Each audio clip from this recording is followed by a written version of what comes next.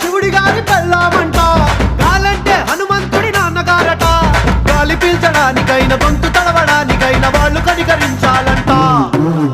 వేణువంటే కిట్టముండి వాద్యం అంట, శూలమంటే కాళికమ్మ ఆయుధమంట.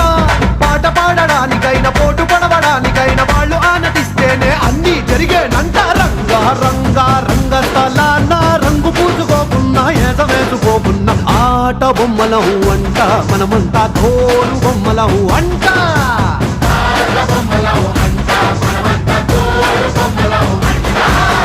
డుంగురు డుంగురు డుంగురు డుముకో డుంగురు